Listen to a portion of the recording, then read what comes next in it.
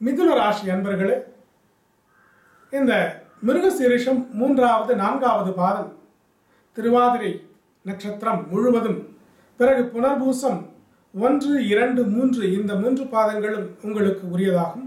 மிதுன ராசிக்கு இவற்றிலே அதாவது ஜென்ம ராசியிலே குரு பகவான் வந்திருப்பது அந்த அளவிற்கு சுபிக்ஷமான பலன்களை கொடுக்காது என்று சொன்னாலும் கூட, வேதிக் அஸ்ட்ராலஜியின் பிரகாரம் நாம் பார்ப்பது நம்முடைய குரு பயிற்சி பலன்களே ஒரு தனிப்பட்ட ஒரு கோட்பாடுகளுக்கு உள்ளதாக இன்டகிரேட்டட் பாசிட்டிவ் அஸ்ட்ராலஜி என்று சொல்லக்கூடிய அந்த வேதிக் அஸ்ட்ராலஜி, இந்த ஸ்டெல்லார் மெத்தட் இரண்டையும் ஒன்று சேர்த்து நட்சத்திரங்களின் மேலே சஞ்சாரம் செய்யும் பொழுது எது மாதிரியான நல்ல அல்லது தீய பலன்கள் ஏற்படலாம் என்று துல்லியமாக உங்களுக்கு வழங்குகிறேன்.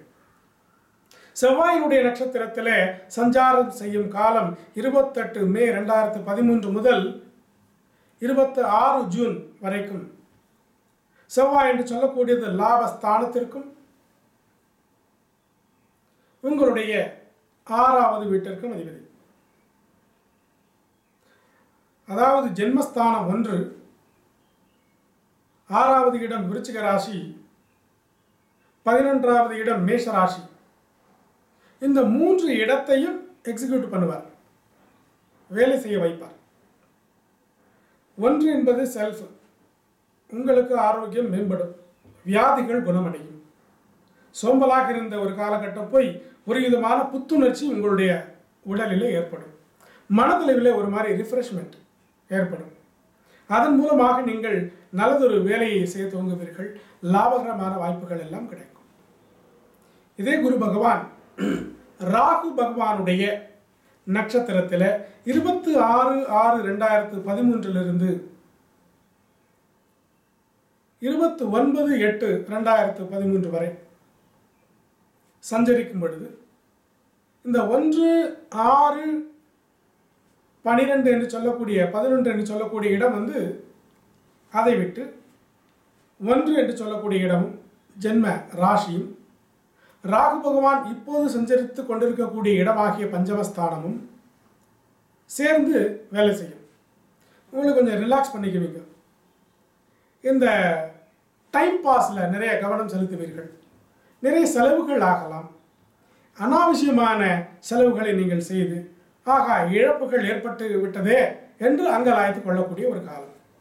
சோம்பேறித்தனம் ஏற்படுவதற்கான வாய்ப்பு உண்டு. சில புத்தி சம்பந்தப்பட்ட விஷயங்களிலே ரொம்ப ஷார்ப்பாக நீங்கள் ஒர்க் பண்ணிகிட்டு இருக்கிறச்ச அது கொஞ்சம் குறைஞ்சி மந்தமான ஒரு நிலை ஏற்படும். இந்த நேரத்தை வீணாக எப்படி செலவழிப்பது, அல்லது டைம் பாஸ் பண்ணுறது, அல்லது இந்த சினிமா கச்சேரி என்று நேரத்தை வந்து பொழுதுபோக்காக செலவழிக்கக்கூடியது, இது மாதிரி ஒரு கேளிக்கைகளிலே அதிகமான நேரம் செலவிடப்படும். கவனமாக இருக்க வேண்டும்.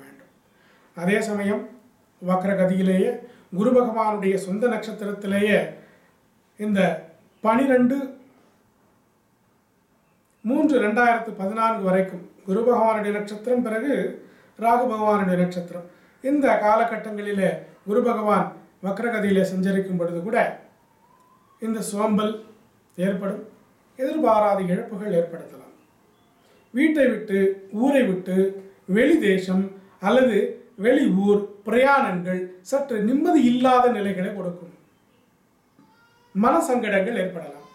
கவனமாக இருக்க வேண்டும். வீணான அலைச்சல்களினாலே செலவுகள், கம்யூனிகேஷன் மூலமாக, டிராவல் மூலமான செலவுகள் எல்லாம் அதிகமாக ஏற்படும். கவனமாக இருப்பது நல்லது.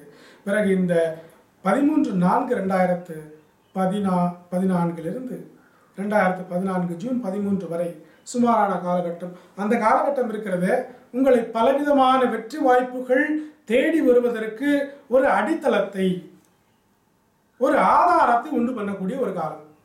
அந்த காலகட்டத்தில் புதிய வாய்ப்புகள் எல்லாம் உங்களை தேடி வரும். பிரிந்தவர்கள் ஒன்று சேருவார்கள். கணவன் மனைவி உறவுகள் எல்லாம் மேம்படும். தனம், பொருள் வரவு, நல்லதொரு ஆதிக்கம், உத்தியோக வருமான செழிப்புகள் எல்லாம் உங்களுடைய வாழ்க்கையில வளமையை கூட்டும். சுபம் நடக்கட்டும்.